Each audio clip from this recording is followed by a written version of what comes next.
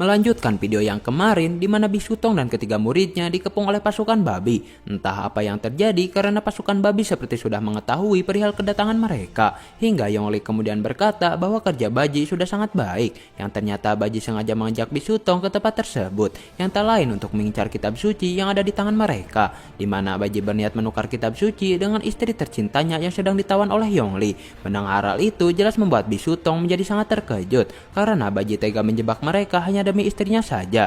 Baji kemudian langsung meminta maaf kepada Bisutong karena ia juga sangat terpaksa melakukan hal itu. Yongli kemudian menyuruh prajuritnya untuk segera mengamankan kitab suci beserta juga dengan Bisutong yang akan ia jadikan sebagai santapan. Mendengar hal itu seketika membuat Baji menjadi sangat terkejut karena di kesepakatan awal Yongli berkata hanya mengincar kitab suci saja. Namun ternyata Yongli berkhianat dan akan memakan Bisutong untuk menambah kekuatannya hingga pertempuran di antara mereka akhirnya terjadi.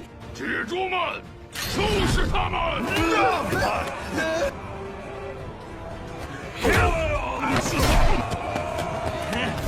龙形化身！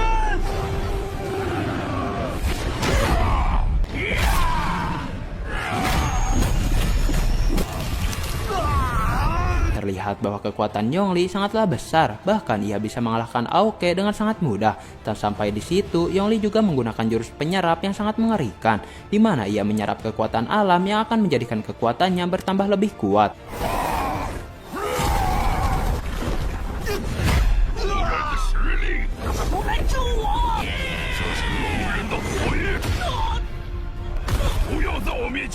Dia juga dengan sombong berkata bahwa di mode terkuatnya tersebut pasukan dewa maupun asura tidak akan mampu mengalahkannya. Melihat sang adik yang sudah tersesat jauh jelas membuat Baji menjadi sangat muak dan memberanikan diri untuk menyadarkan kembali adiknya yang sudah tersesat itu. Namun Yongli yang sudah merasa paling kuat malah tidak mendengarkan perkataan dari Baji. Bahkan ia mengejek Baji yang sudah tidak memiliki taring dan dianggap sebagai aib bagi klan babi. Mendengar hal itu Baji hanya bisa merengek dan mencoba melawan Yongli. Namun karena kekuatan Yongli sangatlah kuat membuat Baji tidak bisa berbuat banyak. Hingga ketika Yongli akan membunuh Baji, Bisutong kemudian menahan serangannya yang membuat lengan Bisutong mengalami luka. Ia juga mencoba menyadarkan Baji untuk bisa bangkit kembali ketika ia terjatuh dan berkata meski Baji sudah tidak memiliki taring, dirinya tetaplah Baji yang dahulu. Melihat Bisutong yang terluka, Bailang dan Aoke langsung mencoba untuk menyelamatkannya. Namun mereka malah tertindih oleh badan dari para iblis lain.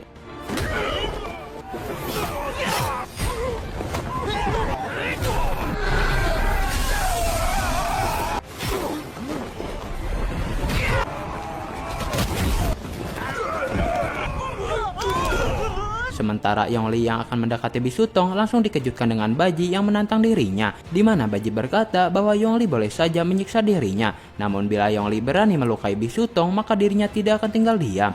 Sementara Yongli yang mendengar hal itu malah tertawa seolah-olah meremehkan Baji dan langsung mengerahkan senjatanya untuk melakukan sebuah serangan. Namun Yongli terlihat sangat terkejut karena aura dari Baji yang telah berubah. Bahkan Baji dapat menangkis serangan Yongli dan berhasil mengambil senjata miliknya itu. Ia juga kemudian menyerap kekuatan alam yang membuat tubuhnya berubah pada mode tempur.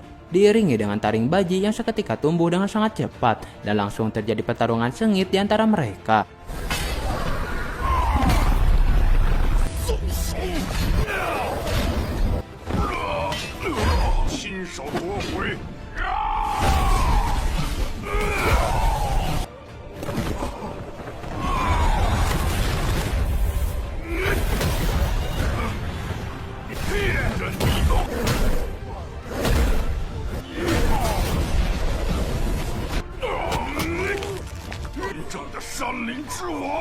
Terlihat bahwa kekuatan Baji sangatlah dahsyat dan mampu membuat Yongli tidak berdaya ketika mendapat serangan-serangannya itu. Hingga ketika Baji akan membunuh Yongli, tiba-tiba istrinya datang ke tempat tersebut, di mana istrinya yang bernama Culai memohon kepada Baji untuk tidak membunuh Yongli. Melihat istrinya yang masih selamat jelas membuat Baji menjadi sangat bahagia dan langsung memeluk istrinya dengan penuh rasa kasih sayang.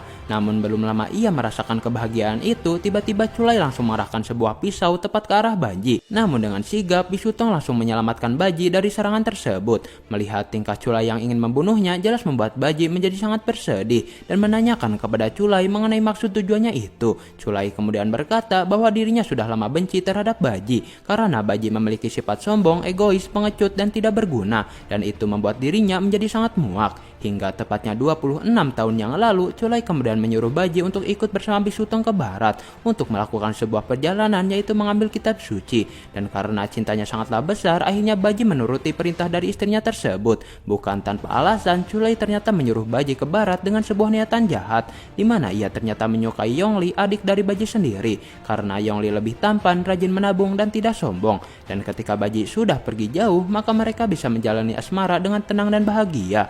Mendengar hal tersebut jelas membuat Baji menjadi sangat bersedih, bahkan hatinya seketika hancur menjadi berkeping-keping. Ia sangat tidak menyangka karena dua orang yang sangat ia cintai tega mengkhianati dirinya, dan itu merupakan sebuah hal yang sangat menyakitkan. Dengan emosi yang sangat meluap, Baji kemudian berniat membunuh Culai dengan senjata garpu yang ia miliki. Namun karena rasa cintanya sangatlah besar, membuat Baji tidak bisa melakukan hal itu, dan ia memilih untuk pergi meninggalkan tempat tersebut. Baji yang sedang sadoi parah kemudian curhat kepada Bisutong mengenai perasaannya. Namun mereka kemudian bercanda ria, di mana Baji mengungkit kembali mengenai perjalanannya dahulu, di mana atas ketampanan Bisutong membuat banyak iblis wanita seketika menjadi jatuh cinta. Mendengar hal itu seketika membuat Bisutong menjadi sangat malu dan berkata bahwa semua hal itu bagaikan sebuah mimpi. Bisutong kemudian menanyakan kembali apakah Baji akan ikut bersama dirinya untuk mengembalikan kitab suci, karena Aoke dan Bailang yang sudah menunggu mereka. Baji kemudian berkata untuk menunggunya terlebih dahulu, karena ada satu urusan lagi yang harus ia selesaikan. Baji kemudian menghampiri Culai yang sedang berduaan dengan Yongli, di mana Baji kemudian berkata bahwa dirinya telah ikhlas menerima kenyataan itu dan berharap Culai dan Yongli akan hidup bahagia. Baji juga meminta satu permintaan kepada mereka, di mana ia ingin memeluk tubuh Culai untuk yang terakhir kalinya, dan setelah mendapatkan pelukan itu, ia akhirnya bergegas pergi dengan rasa bahagia. Scene kemudian beralih kepada Kaisar Sitian, di mana ia sedang memulihkan dirinya pada hamparan rumput. Mendengar kabar Gautama yang masih hidup seketika membuat Sitian menjadi sangat emosi, karena Gautama adalah penghalangnya untuk bisa mendapatkan kitab suci. Scene kemudian beralih ke beberapa waktu ke belakang, di mana Sitian mengunjungi sebuah tempat yang terlihat sangat mencekam. Ia lalu menyimpan kitab suci pada sebuah benda di tempat itu, yang seketika langsung menyerap kekuatan dari kitab suci.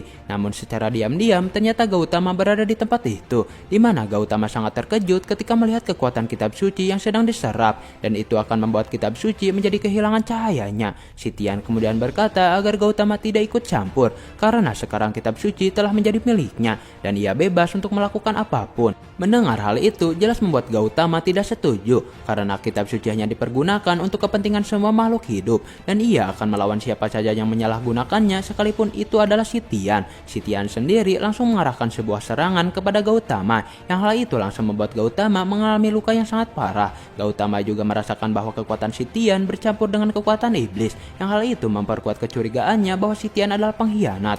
Hingga terjadi pertarungan sengit di antara mereka, dan Gautama berhasil melarikan diri dengan kitab suci yang berhasil ia bawa. 就凭既然如此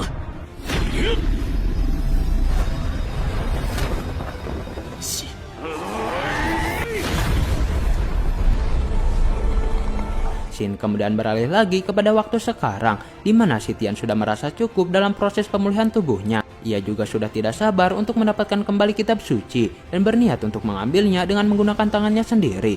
Scene kemudian beralih kepada seorang kakek bernama Chiguo. Ia adalah salah satu raja dari 4 raja surgawi dan memimpin bagian timur dari wilayah surgawi. Chiguo yang sedang memancing kemudian memanggil muridnya yang tak lain ia adalah Wujing, di mana Chiguo memberikan sebuah misi untuk membunuh Bisutong, dan hal itu langsung dipatuhi oleh Wujing waktu itu juga. Di sini saya gambarkan bahwa Wujing seperti mengalami hilang ingatan, bahkan tidak mengetahui mengenai jati diri yang sebenarnya.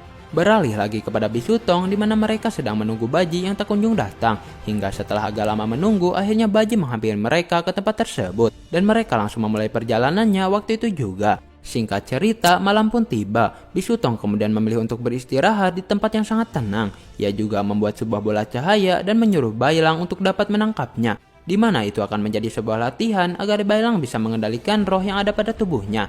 Namun secepat apapun dia berusaha, bola itu sama sekali tidak bisa tertangkap, bahkan menghilang. Bisutong kemudian memberitahu Bailang untuk bisa menenangkan pikirannya, maka ia akan mampu untuk menangkap bola tersebut. Sementara Aoke sendiri terlihat sangat penasaran dengan roh naga milik Bailang, dan ketika Bailang menyebutkan bahwa itu merupakan milik Kakaso, seketika membuat Aoke terlihat sangat terkejut dan seperti pernah saling mengenal antara satu dengan yang lain. Oke teman-teman, kelanjutannya ada di part 6 ya. Linknya sudah saya sertakan di deskripsi video ini.